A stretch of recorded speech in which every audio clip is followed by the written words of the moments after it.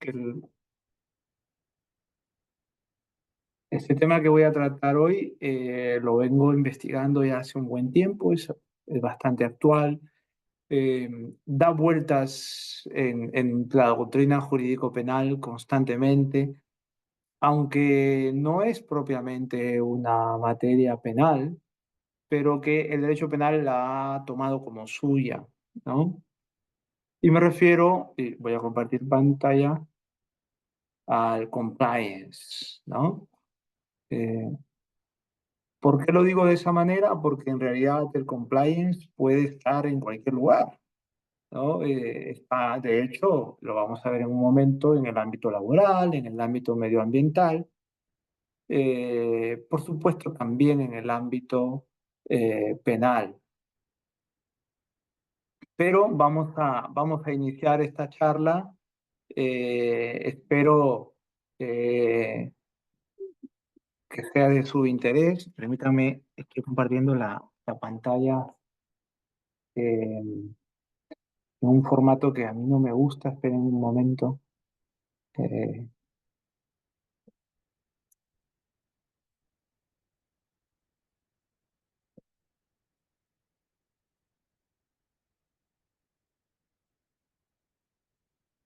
vale, vamos a intentarlo otra vez. A ver,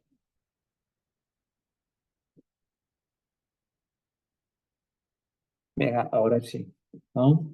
Ya se ve toda la pantalla completa y no la pantallita pequeña eh, que suele ser para el expositor más que para el público. Eh, Bien, esta norma que yo quiero poner a su consideración, que es la Ley 3424, ha sufrido muchas modificaciones, ¿no? La última, si no me falla la memoria, el 10 de junio, ¿no? Y vamos a hablar sobre la responsabilidad de la persona jurídica, que yo considero que es administrativa, aunque muchos consideran que es penal, pero ¿por qué? Porque el contexto de esta responsabilidad es la comisión de delitos. Ya antes, solo en su nacimiento, esta ley, la 3424, solo regulaba un delito que era de corrupción de funcionarios a nivel transnacional, pero ahora va mucho más allá. Entonces ya no es solo un compliance anticorrupción, sino en realidad es mucho más allá. Es un compliance en contra de varios delitos, ¿no? Entonces, mi pregunta para esta charla, este webinar es, ¿qué teoría de la responsabilidad de la persona jurídica está detrás? ¿No? ¿Por qué la persona jurídica, todos sabemos que es un sujeto de derecho, ¿verdad? Pero ¿por qué algunos dicen que es penalmente responsable, ¿no? No voy a ahondar en el concepto de por qué sí, por qué no, pero sí va a ser un concepto que nos acompaña de manera paralela y transversal a toda la charla, ¿no? La ley originariamente es de abril del 2016, ¿no?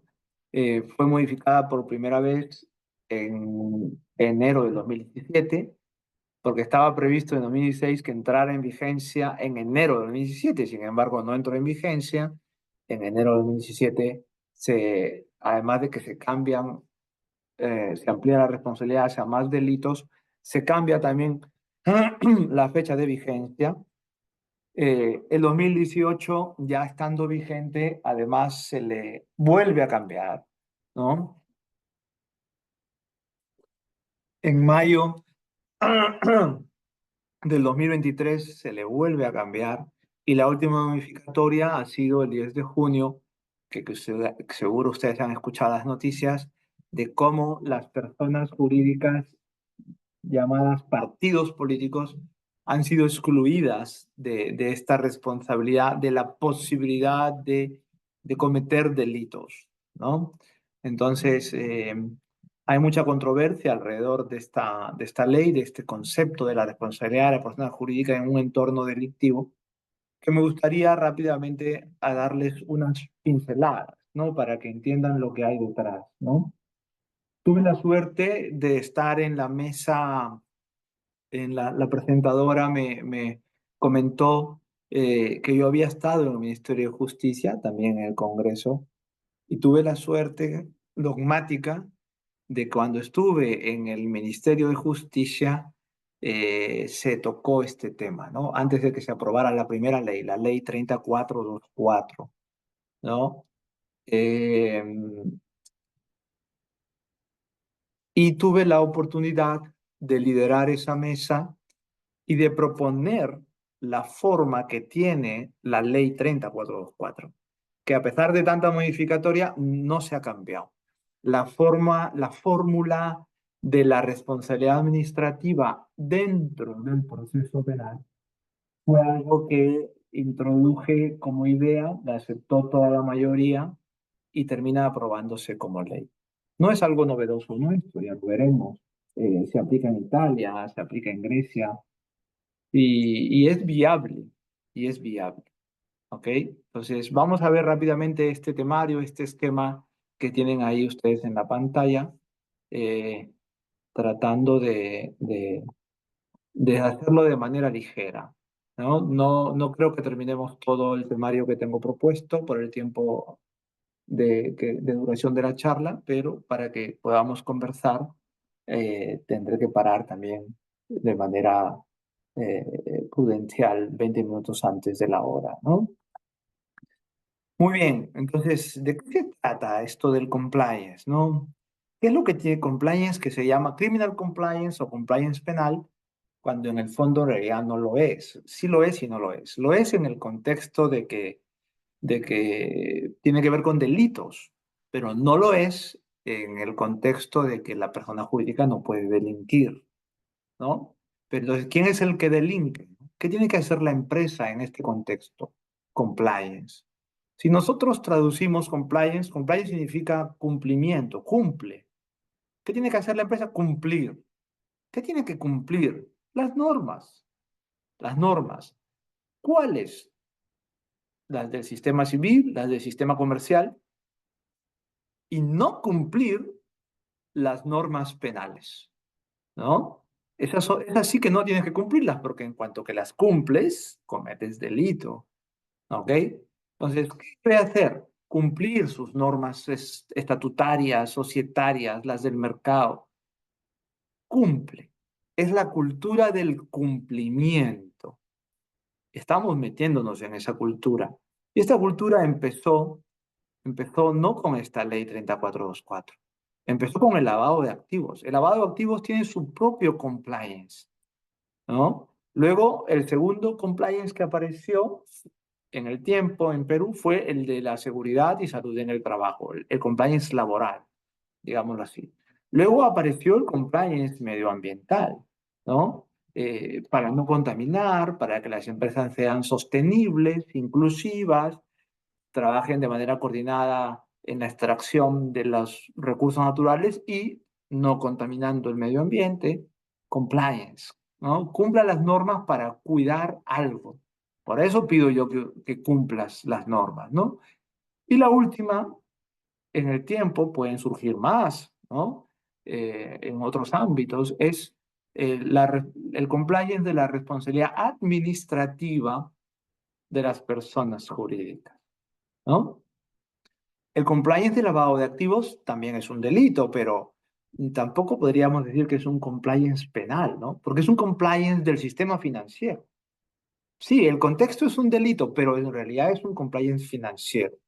Cumpla usted los controles de vigilancia de las operaciones de las operaciones bancarias financieras, para que cuando alguna se presente como sospechosa, podamos atajarla, podamos cortarla, podamos incautar el dinero y podamos imputar el delito de lavado de activos.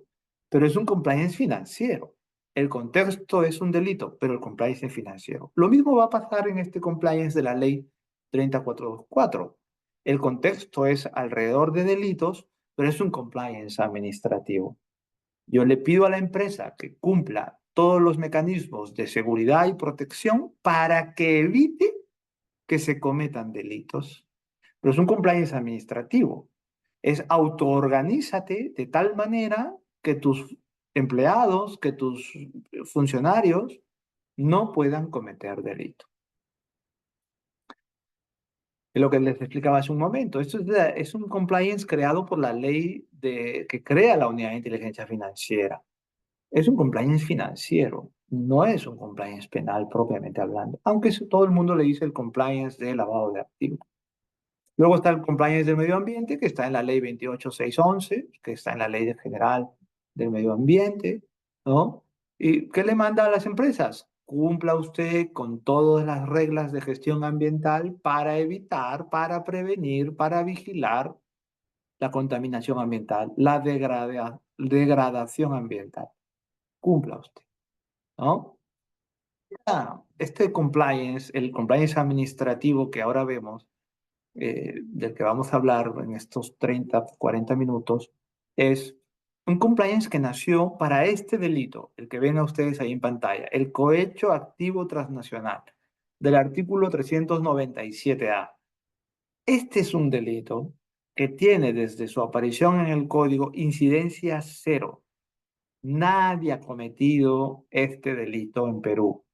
O el Ministerio Público de otra manera de verlo, el Ministerio Público no ha iniciado ni una sola investigación sobre este delito. Entonces se estaba creando todo un sistema de compliance para un delito que era totalmente inocuo, ¿no? Esto se discutió en la mesa que les cuento en el Ministerio de Justicia y Derechos Humanos, diciendo cómo estamos creando todo un sistema para que no se aplique cuando en otros países se veía un gran desarrollo de este compliance, en Perú estábamos creándolo solo para un delito. Este compliance de un solo delito duró casi un año y era un elefante blanco, ¿no? Claramente, ¿no? Ahí sí nos opusimos todos, yo también, pero, o sea, no todos, obviamente, si no nos hubiera aprobado con este, pero el sector que predominó ganó esta pulsa para que solo se apruebe por este delito, ¿no? El argumento de que sea administrativa en vía penal ganó la pulseada, digámoslo así, respecto a que sea responsabilidad penal pura o responsabilidad administrativa pura. Lo que tenemos es un sistema mixto, responsabilidad administrativa dentro del juicio penal, ¿no? Digámoslo así, que en esa mesa hubieron muchas pulseadas, muchas pugnas por cómo se aprobaba el sistema, ¿no? Se aprueba únicamente de manera inicial para este delito, ¿no? En su primera reforma se amplió grandemente hacia más delitos de corrupción de funcionarios, como son otras clases de cohecho, que ya sí son de mayor incidencia en Perú. Se vuelve a agregar el lavado de activos y, por supuesto, también el financiamiento de terrorismo, ¿no?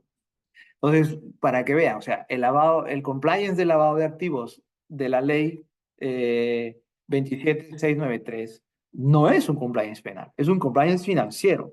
Sino, ¿cuál es el argumento para que vuelva a aparecer acá también como un delito más a atajar con este compliance? Cuando se cometa lavado de activos en el entorno financiero, se aplica el compliance financiero. Cuando se cometa lavado de activos en otro contexto, en otros entornos, se aplica la ley 3424. ¿Ok? Entonces, eso para que lo tengan claro. Pero ni siquiera en este nuevo compliance vuelve a ser penal. No lo es en el compliance financiero, el compliance de la ley de creación de la unidad de inteligencia financiera, y tampoco lo es ahora. Es un compliance administrativo. Surge una nueva reforma y se amplía a dos delitos más, para la colusión simple y para el tráfico de influencias. Pero hay una cuarta modificatoria donde ya esto toma más cuerpo, ¿no? Se agregan más delitos del Código Penal que ya no tienen que ver solo con corrupción de funcionarios, se agregan más supuestos de lavado de activos, se agregan los delitos tributarios, se agregan los delitos aduaneros, se agregan más supuestos de terrorismo y financiamiento de terrorismo. La conclusión, que es la que está ahí en amarillo, es que el régimen de consecuencias accesorias previstas en el Código Penal en el artículo 105 y 105A se aplica a las personas jurídicas involucradas en los delitos no comprendidos en el siguiente artículo. El artículo 105 del Código Penal tiene previstas unas reglas de responsabilidad también administrativa para las personas jurídicas. Pero entonces, ¿cómo queda el reparto de competencias? El 105 se aplica para todos los delitos que se realicen en un contexto donde una persona jurídica esté involucrada, pero menos en los que están en la pantalla. Y cuando se cometa un delito en el contexto donde interviene una persona jurídica y es uno de estos delitos, entonces se aplica la ley 3424. La pugna está entre el 105 y la ley 3424. ¿Ok? Aún faltan más delitos, podríamos decir, por regularse, ¿no? Pero vamos, pues poco a poco lo estamos haciendo, creo yo, bastante bien. Ahora sí es el momento de tomarse en serio el compliance. Ya muchos delitos entran en su entorno, así que las personas jurídicas ahora tienen que tomárselo en serio, ¿no? La doctrina mayoritaria considera que se ha derogado el principio clásico del societas delinquere nec punire potes o societas delinquere non potes, ¿no? Yo les voy a tratar de explicar que no es así, pero sí, y voy a citar a dos autores que son mis amigos y que conversamos sobre estos temas. Uno es Percy García Cabero y el otro es Carlos Carocoria. Entonces, para ambos, por ejemplo, y para muchos más, pero son como los más representativos, ellos sí consideran que la persona jurídica puede cometer delitos. Yo y otros pocos consideramos que no, que la persona jurídica no puede cometer delitos. Y vamos a verlo un poco, ¿no? Por ejemplo, está el profesor Alfredo Alpaca, ¿no? Tampoco comparte mi posición, tampoco una persona jurídica puede cometer delitos para él, ¿no? Así que en ese sentido estamos como dividida, la doctrina peruana está dividida entre los que creen que sí se puede, una persona jurídica puede cometer delitos y los que creemos que no. En el fondo termina siendo una cuestión de filosofía jurídica. ¿Cuál es tu visión jurídica del derecho? Pensarás, asumirás que sí, una persona jurídica sí puede delinquir. Según cuál sea tu posición jurídica del derecho, asumirás, responderás que una persona jurídica no puede delinquir. Es una cuestión de filosofía del derecho. ¿Ok? Lo digo porque también soy profesor de filosofía del derecho y en el fondo va por ahí el tema, ¿no? Eh, por ejemplo, ¿no? En el ámbito del código tributario, ¿no? Eh, las penas siempre hemos aprendido, por ejemplo, que no se pueden heredar.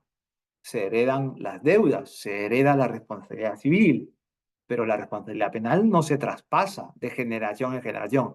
Es personalísima. El que lo comete, ese asume la responsabilidad. En cambio, por ejemplo, la misma ley 3424 regula la posibilidad de que la responsabilidad se traspase de una empresa a otra, por ejemplo, en una fusión de empresas o cuando una empresa subsume, absorbe a otra. Eso es impensable en una realidad penal. Sin embargo, la ley 3424 lo regula. ¿Por qué? Porque es viable, porque estamos hablando de una responsabilidad administrativa no penal. Si es administrativa, entonces puedo absorberte, puedo fusionarme, puedo cambiar de nombre, puedo cambiar de giro y la responsabilidad mm, me acompañará, la, la heredaré, ¿no? En cambio, en penal no sucede así, ¿no? Es interesante porque a pesar, no es una regla absoluta, y por eso lo muestro, ¿no? El Código Tributario también permite o regula la no transmisibilidad a los herederos y legatarios de las infracciones tributarias, ¿no? De las sanciones por infracciones tributarias. Pero claro, es como decir, la regla universal es, las sanciones no se heredan, ¿no? Todo lo que tenga carácter punitivo no se hereda. Entonces, ¿por qué sí se puede heredar la responsabilidad administrativa de la persona jurídica? Porque claramente podríamos decir su contexto, trastorno no es punitivo en sí mismo, ¿no? Podríamos hacer ese análisis, ¿no? Este es un cuadro de una de las clases del profesor García Cabero, ¿no? Por ejemplo, para él, en el Código Penal de 1991, que es el código vigente, está la societas delinquere non potes. Luego aparecen las consecuencias accesorias que según un acuerdo plenario, el 7 de 2009, se considera sanciones penales especiales. Es curioso porque de 1991 al 2009 siempre se consideraron sanciones administrativas. Pero resulta que en un plenario a la Corte Suprema se le ocurrió calificarlas de sanciones penales. Mi explicación es que el contexto, la presión, porque sean penales, es muy grande. Yo cada vez que converso con un penalista le digo, ¿cuál es tu afán de decir que esta responsabilidad de la ley 3424 es penal? ¿Por qué? ¿Quieres meterle miedo a tu cliente? ¿Quieres meterle miedo a la empresa? No es necesario. El penalista es el rey de la 3424, pero no porque sea responsabilidad penal, sino porque el contexto en el que se va a revalidar esa responsabilidad es el juicio penal. Por eso es que tú igual vas a tener protagonismo. No es necesario que le digas a tu cliente que la responsabilidad es penal. Pero ha habido un contexto muy potente desde antes de 2009 por imponerse, por aprobar en Perú la responsabilidad penal, que hasta ahora no la tenemos. Pero sin embargo, como les decía, profesores como Percy García consideran que ya la ley 3424 es la apertura de la responsabilidad penal, el inicio de la responsabilidad penal plena en Perú. Y lo que él critica es un fraude de etiquetas, ¿no? Dice administrativa, pero en realidad es penal, ¿no? La etiqueta administrativa es una mentira, es una falacia. Es lo que enseñan los partidarios de que sí hay responsabilidad penal verdadera. Es que el nombre es lo de menos, porque en realidad es responsabilidad penal, ¿no? Y yo, como les dije al principio, vamos a demostrar que no lo es, no lo es, ¿no?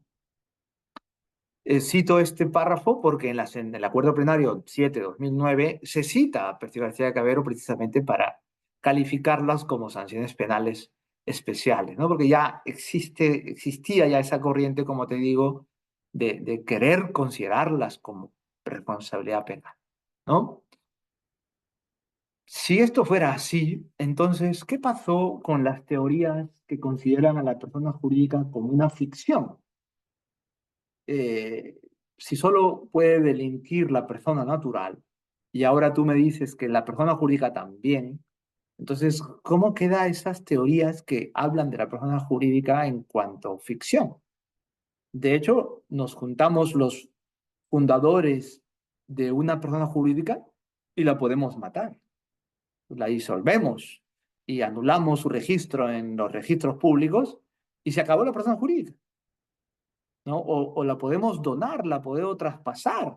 Yo no puedo traspasar a un hijo, yo no puedo donar a un hijo, yo no puedo cambiarle de finalidad y de nombre y de ¿no? A mi hijo. Complicado, es complicado entenderlo de esa manera. Una persona jurídica sigue siendo una creación humana a la que yo le doy principio y fin, cosa que no sucede con una persona natural, ¿verdad?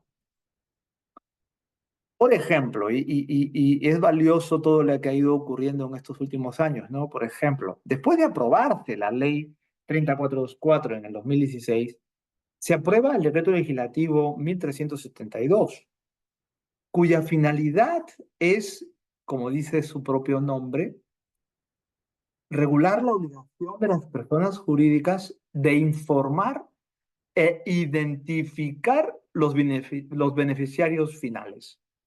¿Para qué? Si realmente importa la persona jurídica como tal, el ente que está delante, ¿por qué usted quiere saber quién está detrás?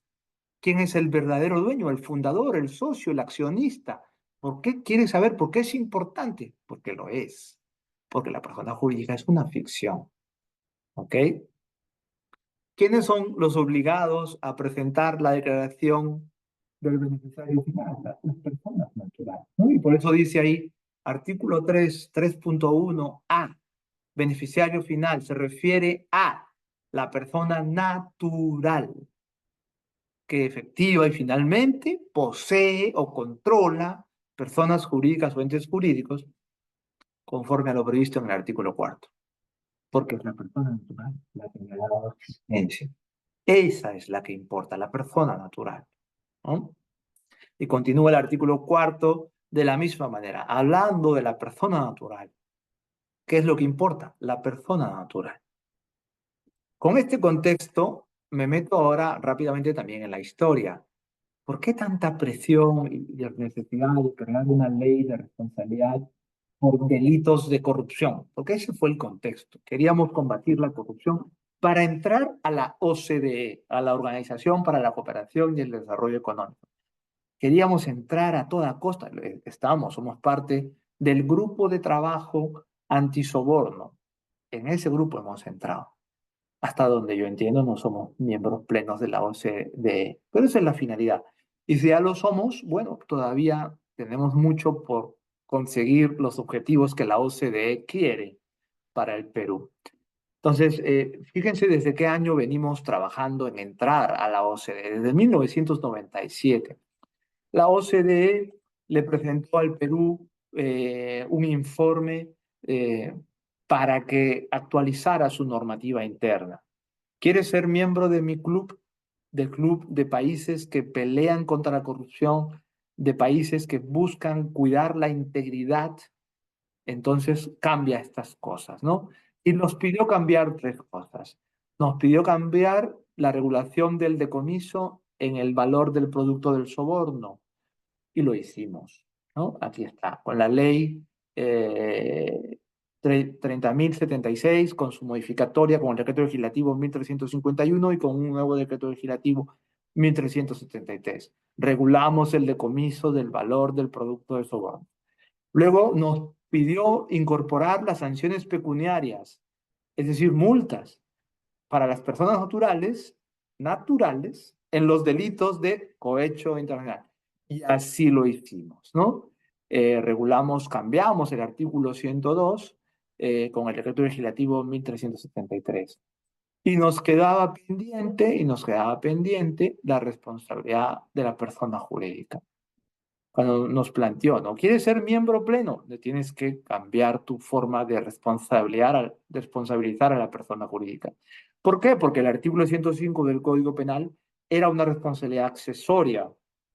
Es, porque todavía está vigente, una responsabilidad accesoria. Si la persona natural es declarada inocente o no culpable, entonces la persona jurídica tampoco responde, según el artículo 105 y 105A del Código Penal. Eso no le gustaba a la OCDE. La OCDE decía, no, regulen algo en que la persona jurídica, la responsabilidad de la persona jurídica sea independiente a la responsabilidad de la persona natural. No importa lo que le pase a la persona natural.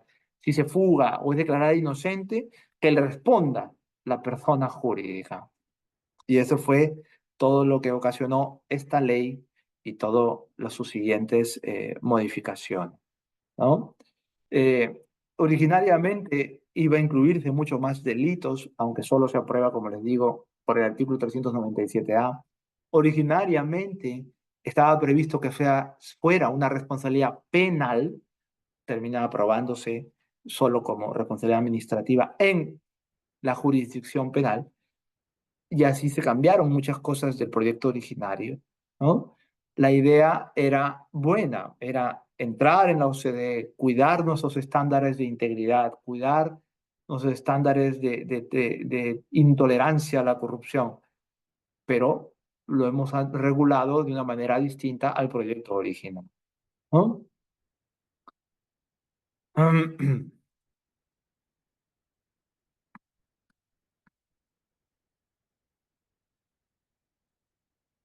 Muy bien. Entonces, originariamente en un inicio empezamos con un solo delito, luego se pasó a 8, luego a 10 y ahora ya son más de 40 delitos, ¿ok?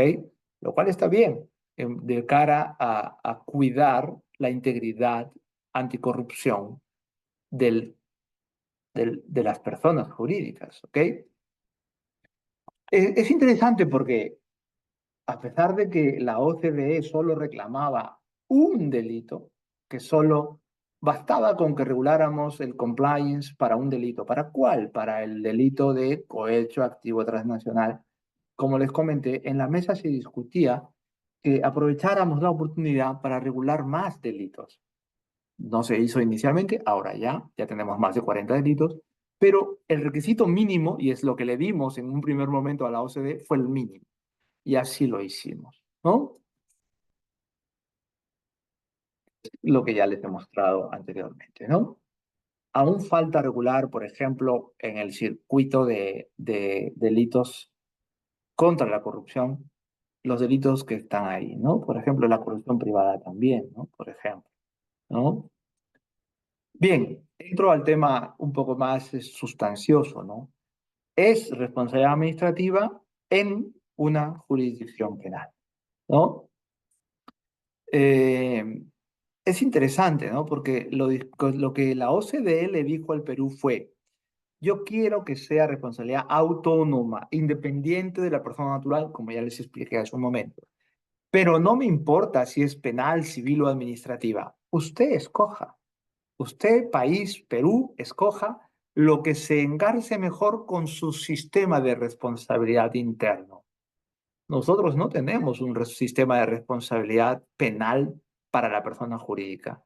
Y tenerlo implica realizar muchos cambios. Y por eso no lo tenemos, porque no hemos realizado cambios. ¿Ok? Pero todo eso se discutió en muchas mesas de diálogo, en el ámbito del Poder Ejecutivo y en el ámbito del Poder Legislativo. Y la conclusión fue no, penal, no. ¿Ok? Lo que está vigente entonces es una naturaleza administrativa. Se nos dieron tres opciones y el Perú escogió la administrativa. ¿Por qué no la penal? Por, ya les digo, la concepción filosófica del derecho que tenemos en Perú. Una persona jurídica no puede delinquir. Societas delinquere non potes. ¿Por qué no administrativa pura? Porque habría que haber creado nuevos tribunales administrativos, una vía paralela, adicional a las ya existentes, ¿no? ¿Por qué no civil? En ningún momento se puso sobre la mesa como responsabilidad civil. Sin embargo, el profesor Alpaca considera que debe ser civil por un tema de enriquecimiento indebido, ¿no? Bueno, es una opción. No estoy de acuerdo, pero él la propone de esa manera. En cambio, nosotros optamos por la administrativa mixta, administrativa en sede procesal penal. Cuatro países tienen esta realidad. Alemania, de hecho, es más administrativa pura que mixta. Italia, Grecia y Austria regulan una responsabilidad penal, perdón, una responsabilidad administrativa en una jurisdicción penal. ¿Qué es lo que hemos hecho? ¿Ok? O sea, no estamos inventando la pólvora, sino que esto ya existía en otros lados. ¿Ok? La garantía es que voy a tener un juez, no voy a tener un, digámoslo así, un vocal administrativo sin trayectoria jurisdiccional, sin doble instancia, sin carrera, no, sin carrera judicial me refiero, no, no. Vamos a estar dentro del entorno judicial. Voy a tener la garantía de la doble instancia, voy a tener la garantía que todo un proceso penal le puede dar a los sujetos intervinientes. Eso es lo que le voy a dar al sistema de responsabilidad administrativa, por lo cual es valioso, esto es muy valioso, ¿no?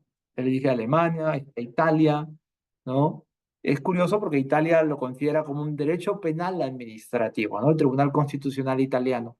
Porque es eso, es administrativo y penal al mismo tiempo. Penal por la vía jurisdiccional, administrativo por la naturaleza de la responsabilidad, ¿no?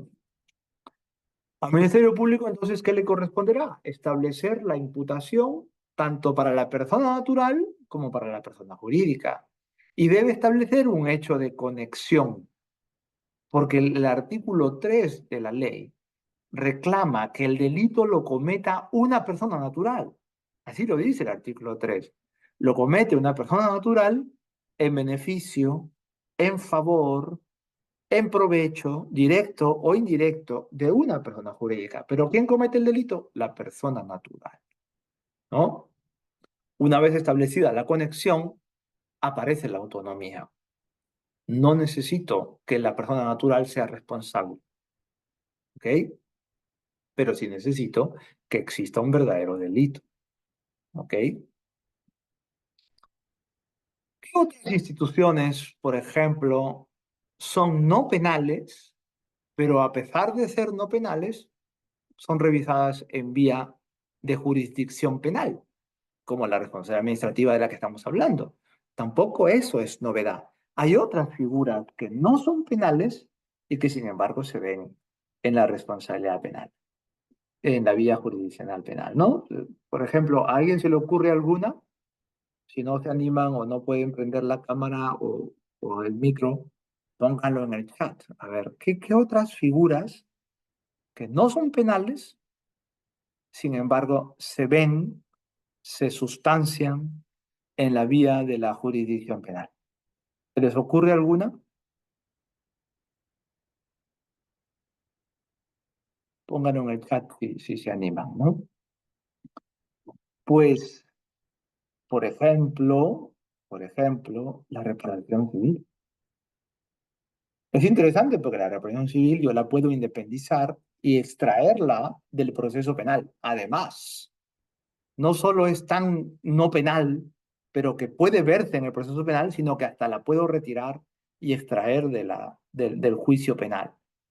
Es una naturaleza es civil y sin embargo la vemos en un juicio penal. Otra, la figura del administrador de hecho. Su naturaleza es comercial y sin embargo la usamos mucho ahora en los contextos de derecho penal, ¿no? Pero su origen, su conceptualización es del derecho mercantil, la figura del administrador de hecho. La multa como sanción es de naturaleza administrativa, solo que en Perú la hemos asumido dentro del código, ¿no? Y decimos, ¿cuáles son las clases de pena? La pena privativa de libertad, las penas limitativas de derecho y las penas pecuniarias, como son la multa. Pero la multa originariamente es administrativa, solo que la hemos agregado al sistema penal, pero no ha dejado de ser administrativa. Las inhabilitaciones también son de naturaleza administrativa, por ejemplo. Los embargos son de naturaleza comercial originariamente y sin embargo los usamos en derecho penal. Y así cualquiera otra que a ustedes se les pueda ocurrir. Lo interesante entonces es, podemos decir, no existe el derecho penal puro, no existe. ¿Ok? Entonces, no podemos ser puristas con la idea de que, no, la persona jurídica sí responde penalmente. Es algo normal, natural, es posible. No, porque no es ni natural ni es posible. Es una creación del ser humano que, como les dije, hasta la puedo disolver, ¿no? La responsabilidad penal no se hereda, ya sea de la persona natural a la jurídica o ya sea de la persona jurídica inicial a otra que aparece para fusionarse, para absorberse, etcétera. La responsabilidad civil sí se puede heredar. La responsabilidad administrativa también se puede heredar, excepto la que tenga naturaleza sancionatoria, como la que vimos en el Código Tributario. Pero esta sí se puede heredar de persona jurídica a persona jurídica. No hay ningún problema, ¿no?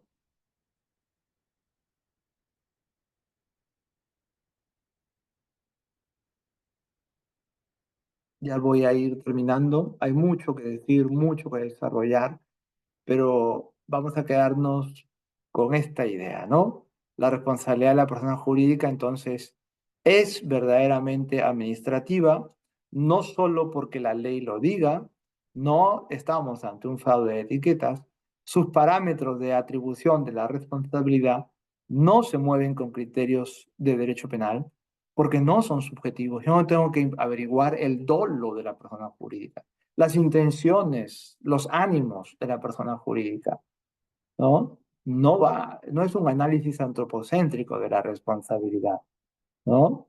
No es posible una imputación penal como símil a la responsabilidad de la persona natural. Yo no hago un análisis introspectivo de la subjetividad, de la culpabilidad, de la capacidad de reproche que como sí se lo hago a una persona natural, no se lo hago a la persona jurídica. Su capacidad de enjuiciar lo bueno o lo malo, no se lo hago a una persona jurídica, porque no lo tiene. ¿A quién le voy a preguntar en la persona jurídica? Toco la puerta y digo, señor, no sé, persona X, ¿qué estás pensando hoy día? Cosa que yo sí puedo preguntarle a una persona natural. Oye, ¿qué estás pensando hoy día? ¿No? Por lo tanto, se puede confirmar entonces que en Perú queda incólume el principio societas delinquere non potes, ¿no? Termino la idea, ¿no? Eh, es verdad que en vía administrativa ahora ya se admite también el principio de culpabilidad, es verdad, ¿no? Pero hay una excepción que está ahí como en un azul distinto, ¿no? Salvo en los casos en que por ley o decreto legislativo se disponga que la responsabilidad administrativa es objetiva. Y es lo que le pasa al compliance anticorrupción. ¿Por qué? Porque basta con que yo presente mi plan de compliance para que yo ya no tenga responsabilidad. Eso es objetivo. Eso es una responsabilidad objetiva. No tengo que preguntarte, repito, tu culpabilidad, tu dolo. Basta con que usted me muestre su plan de compliance y se acabó. Muy bien, lo vamos a dejar ahí porque el tiempo está cumplido.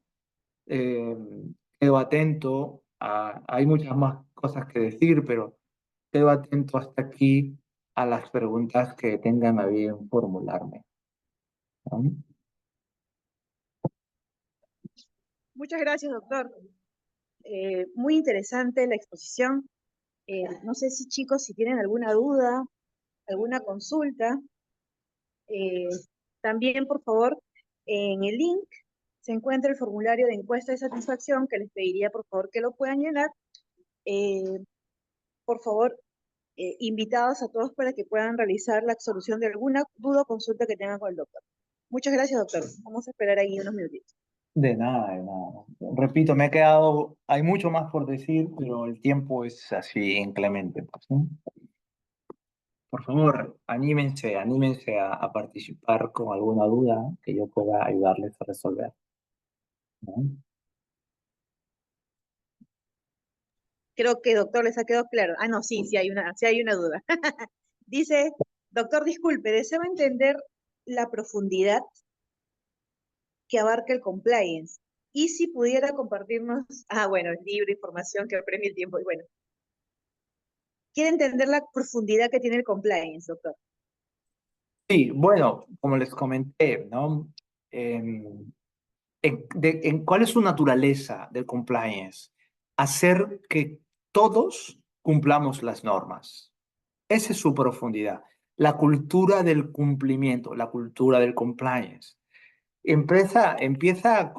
La OCDE, como les contaba, busca elevar los estándares de integridad, de salud, de cumplimiento de todo el sistema jurídico en un país. Por ejemplo, ¿no? Si yo les preguntara, a ver, ¿quién ante una luz roja, si ve que nadie pasa, si no hay ningún carro que esté con derecho a luz verde, pero se pasaría la luz roja? ¿Quién se la pasaría, no? Sabiendo que no está viniendo ningún carro en ningún sentido. Entonces, la pregunta es, ¿me la paso o no me la paso? No voy a causar ningún accidente porque no viene ningún carro ni a derecha ni a izquierda, pero tengo la luz roja delante. Entonces, el compliance te dice, cumple la norma, cumple. Si tienes una luz roja, detente hasta que cambie la luz y para ti aparezca verde.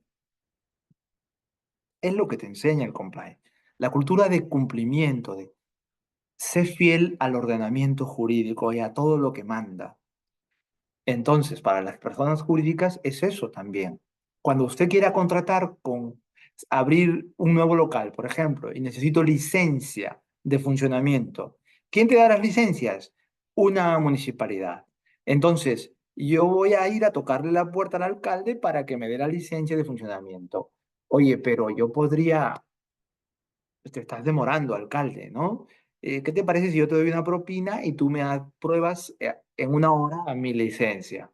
Oye, deja que esto siga su curso. Si se está excediendo del tiempo, que se cumpla el TUPA y por lo tanto silencio administrativo positivo. No, pero es que esto es una regla de silencio administrativo negativo. Bueno, entonces demanda al municipio para que te responda formalmente. Pero el camino corto de la coima, del soborno, es lo que yo tengo que evitar. Yo tengo una cultura de integridad, soy una persona íntegra. No cometo delito, no soy corrupto. Ni siquiera los 5 soles para la gaseosa del policía. No cometa usted delito, cumpla con la norma. No es que estaba apurado y hizo una maniobra indebida. No sobornes al policía. No le aceptes el soborno al policía cuando él te lo pide. Ni tú se lo ofrezcas, ni admitas que él te lo pida. Entonces, compliance, compliance, cumplimiento. ¿Ok? Entonces, para la persona jurídica es eso, es cumpla usted las normas. Si usted debe tener normas de seguridad en sus trabajadores para cuando trabajan y tengan casco, porque dentro de la planta hay que usar casco, hay que usar arnés, hay que usar unas botas especiales, cumpla. Dele usted a su trabajador las botas, el casco, el arnés, etcétera. No, pero es que cuesta caro, pues con un casco para 100 cascos, 100 botas, 100 pares de botas. No, ¿verdad? No, entonces mejor le saco la vuelta a la norma y no lo hago. No, cumpla. Cuide la seguridad de sus trabajadores. Cuide su propia continuidad de operaciones. Cumpla. No permita que se cometan delitos en su entorno. No permita que los trabajadores sobornen. No permita que los jefes, los gerentes, cometan un lavado de activos. Cumpla con las normas. Ese es el trasfondo del compliance. Ese es el trasfondo de esta norma. Pero la persona jurídica no responde penalmente, solo responde ante esto de manera administrativa. La persona natural es la que tiene responsabilidad penal. El que lava activos comete el delito de lava activos. La persona jurídica no lo comete el delito de lava de activos. La persona natural es la que lava activos. Eh, el que corrompe no es la persona jurídica la que corrompe, es la persona natural la que corrompe para que me dé la licencia lo más rápido posible el alcalde. Ese es el trasfondo del compliance. Cumpla, sea íntegro, obedezca las normas lícitas, las normas buenas, las normas que cuidan la dignidad de la persona, las normas que cuidan la seguridad de la persona, las normas que cuidan el funcionamiento empresarial, las normas que no permiten que usted compita deslealmente con otra empresa, ¿no? Etcétera, etcétera. Esa sería mi respuesta. Gracias, doctor. Muy interesante la respuesta. Tenemos otra consulta. Dice, ¿existe algún beneficio económico por pertenecer a la OCDE? No, económico, no. Es simplemente, o sea, no directamente, ¿no? Pero si la OCDE, si eres parte de la OCDE, accedes como país, accedes a un mejor financiamiento, a mejores criterios de valoración de riesgo, por ejemplo, ¿no? La inestabilidad política que tenemos ahora pone en quiebre nuestra calificación de inversiones, ¿verdad? Eh, pues si fuéramos unos estrictos cumplidores de las normas, no fuéramos corruptos, no estaríamos en problemas de graduación de nuestro riesgo de inversión país, ¿no? Entonces, va por ahí, ¿no? No es un beneficio directo, sino es un beneficio indirecto. Si yo soy íntegro, atraigo inversión. Si yo cumplo los contratos estatales, atraigo inversión. Si yo no permito corrupción en las empresas, por ejemplo, Odebrecht, atraigo inversión, ¿no? O sea, es algo que debería estar en nuestra cultura ya, la cláusula anticorrupción. Pero fíjense, no sé si han escuchado de esto, ¿no? O sea, las empresas se niegan a firmar las cláusulas anticorrupción. Pues muy mal. Yo con esa empresa entonces no contrato. Yo si fuera país, si fuera municipio, si fuera alguna entidad pública, si usted, empresa privada, no me firma la cláusula anticorrupción, yo no contrato con usted, porque es una mala señal que no quieran firmar la cláusula anticorrupción. La cláusula anticorrupción, por supuesto, me genera indemnizaciones al Estado cuando se compruebe que alguna empresa ha sido corrupta. Pero claro, ellos no quieren hacer eso. ¿Por qué? Porque tienen una cultura de corrupción. Porque si yo tengo una verdadera cultura anticorrupción y soy una persona jurídica, te firmo a ojos cerrados la cláusula anticorrupción. ¿Por qué? Porque yo sé que no voy a corromper a ningún funcionario. Yo no voy a admitir coimas de ninguna clase. Entonces, piénsenlo. Es positivo ser parte de la OCDE. Es bueno tener una cultura de cumplimiento normativo para evitar hacer el mal, para evitar cometer delitos, para evitar que la empresa se ponga en problemas. Por ahí va, por ahí va, ¿no?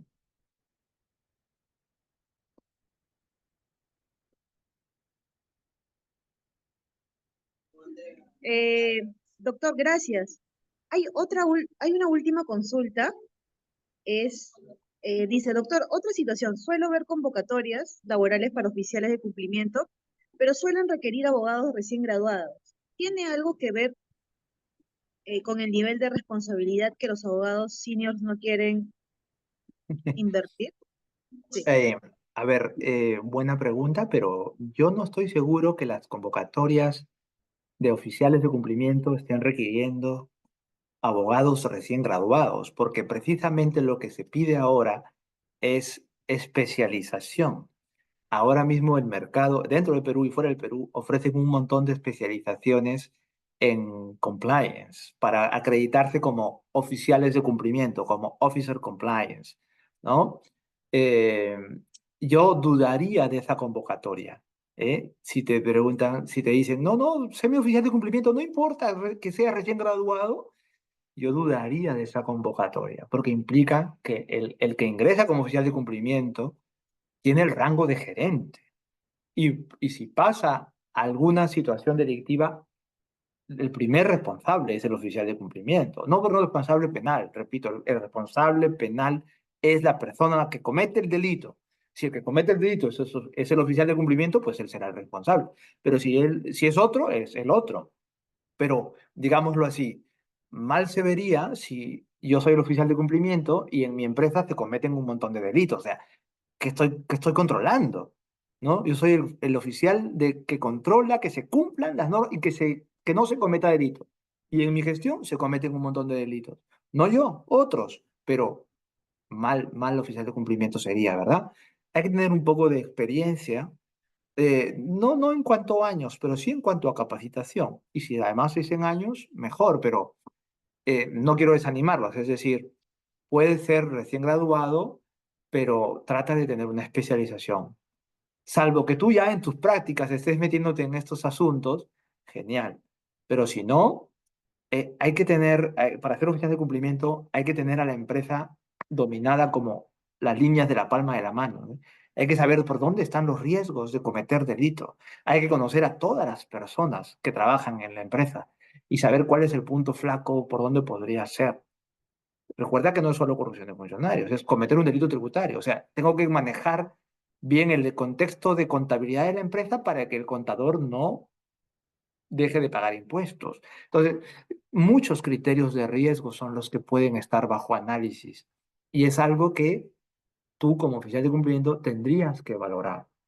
¿Ok? Entonces, el nivel de responsabilidad es alto, sí, pero es una responsabilidad empresarial, es decir, del Officer Compliance, ¿no? O sea, mi prestigio está en juego, porque si yo dejo que se cometan delitos, o sea, mal Officer Compliance soy, ¿verdad? Entonces, fórmense, capacítense, sean oficiales de cumplimiento. Todas las empresas deberían tener un oficial de cumplimiento, al menos de las grandes a las super transnacionales deberían tener oficial de cumplimiento. Las leyes son más permisivas, más excepcionales para las MIPES, ¿no? Para las pequeñas y medianas empresas. Es más difícil que haya un oficial de cumplimiento, pero sí para las grandes y las transnacionales. Entonces, hay que formarse como Officer Compliance para poder abarcar ese mercado que está requiriendo personal capacitado en compliance, ¿no?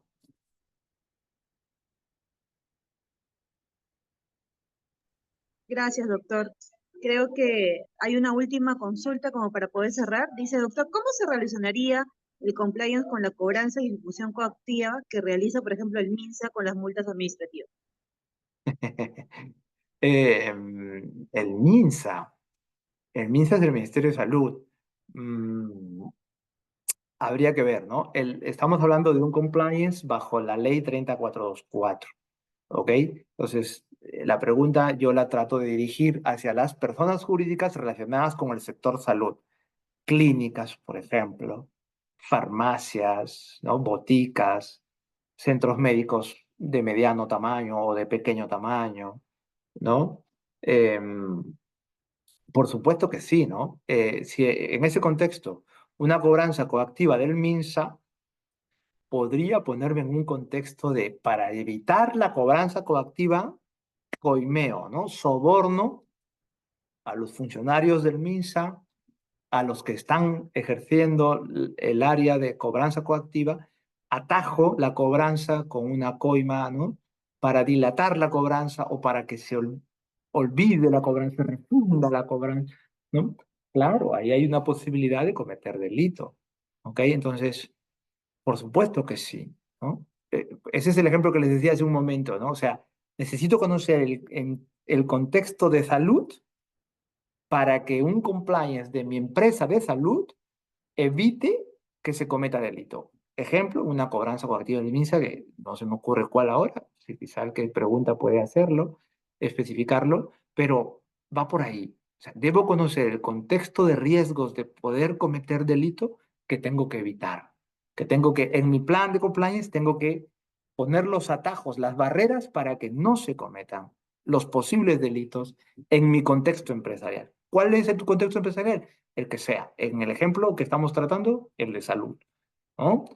Yo soy minera, no, yo comercializo alimentos, no, yo medicamentos, no, yo, etcétera, etcétera. O sea, ¿cuál es la posibilidad de riesgos de cometer delitos según el contexto de la empresa a la que tú vas a asesorar? ¿Ok?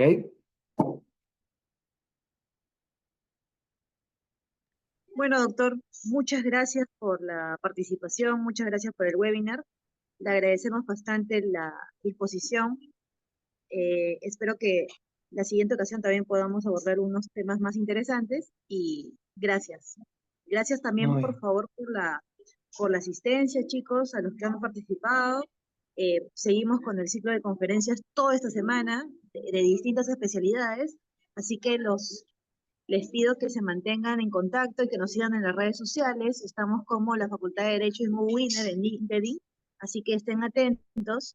El día de mañana tenemos un tema muy interesante de derecho minero y tenemos como invitado a la jefa de regulación de la minera Colpa.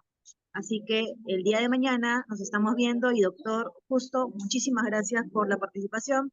No se olviden, chicos, tenemos eh, que tenemos un formulario que hemos enviado a inicios para formulario de satisfacción. Muchas gracias. Saludos al profesor Martín También, Colchado y a todos ustedes. Muchas muchas gracias. gracias, muchas gracias.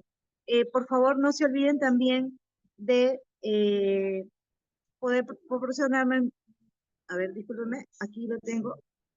Sí, aquí también está el formulario de participación, por favor, les agradecería que lo puedan llenar, para que lo puedan llenar, por favor, para que podamos tener los contactos y así poder seguir enviándoles todos los eventos académicos que tenemos en la universidad. Muchísimas gracias, señores.